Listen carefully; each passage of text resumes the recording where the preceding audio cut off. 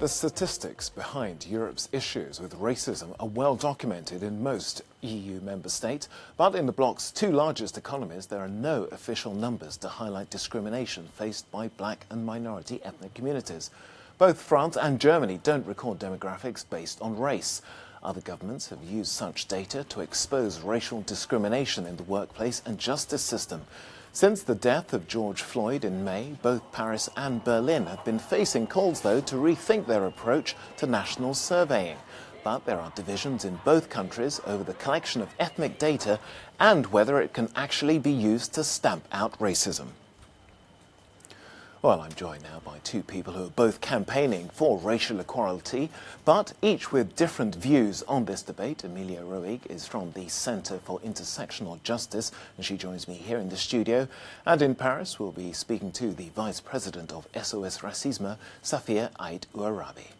Well, thank you both for joining us here on the programme. Emilia, let me start with you because, the word race in itself in Germany has a sort of a loaded past. Tell us, if you can, why that is. Well, I would say that people are uncomfortable with the word race because it has been materialized, or at least the brutal ideology that is behind race has materialized in Germany in ways that were not observed in other parts of Europe, or at least in other parts of the world, in such an extent, or at least with such a representation.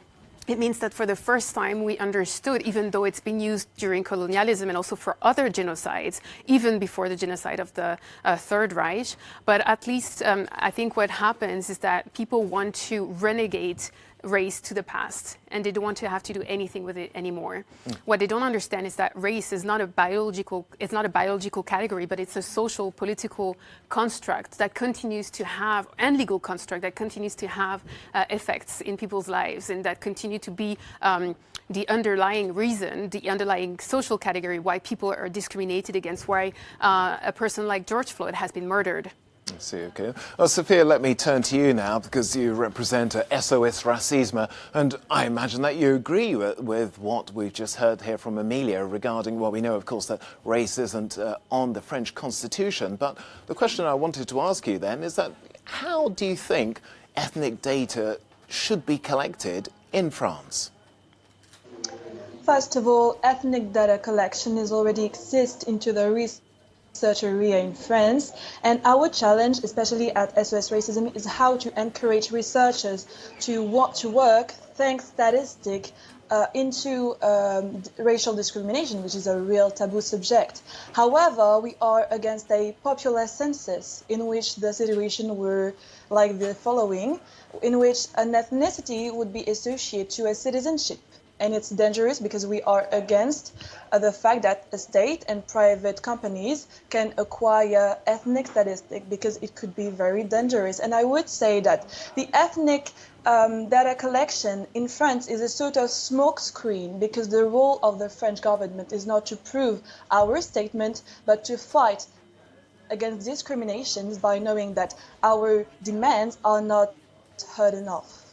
Okay. Well, you call it a smokescreen, but if this data isn't collected, as it is, say, in the United Kingdom, how on earth can you start making a difference against injustices? Actually, in United Kingdom, or even if in United States, it allows to put in place, for example, positive discrimination.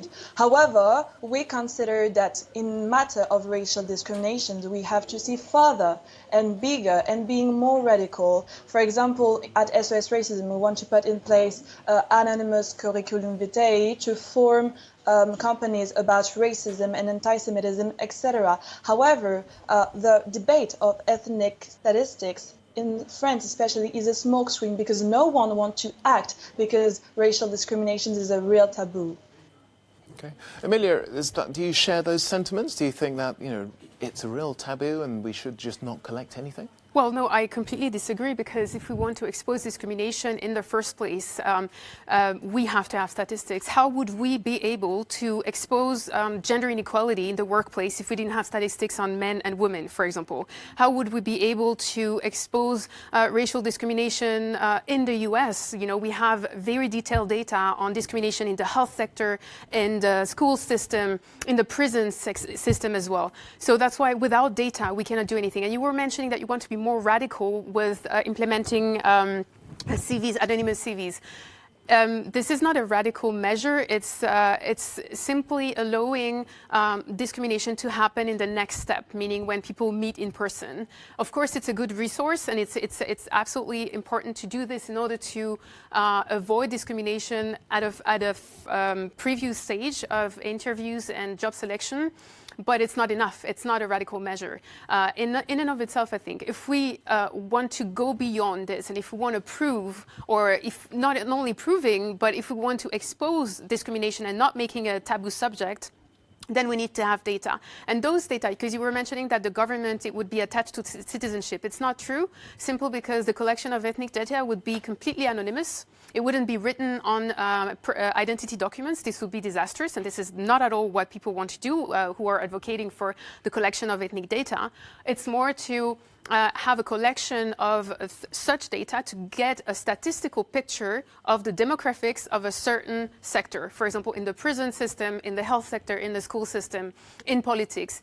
Exactly like we have it with men and women, and knowing, for example, oh, we only have 10% of people, of black people and people of color in politics, etc. And so that's why having those statistics would be a first step towards fighting discrimination and having hard facts and data. Without data, it's impossible to move forward, and we continue to have a discourse in Europe, which is there racism? Is racism even a problem here?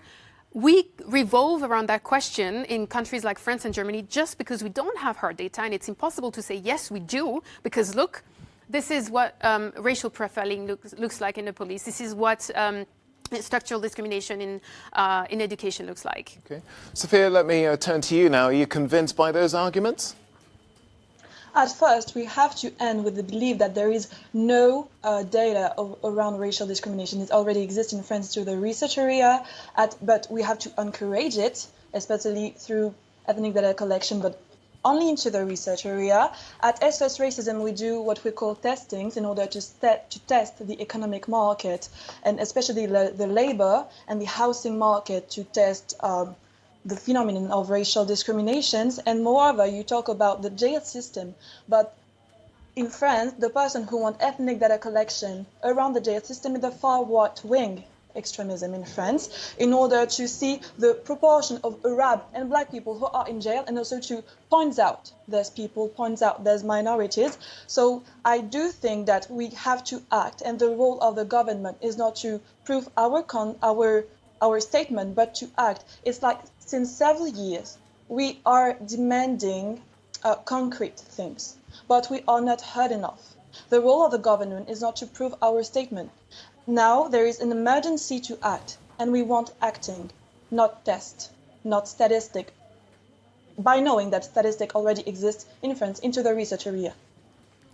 Sophia Ait Urabi, Vice President of SOS Racism, and Emilia Roig, thank you both for joining me here. It's been an extremely interesting debate, one which we will return to, no doubt. Thank you.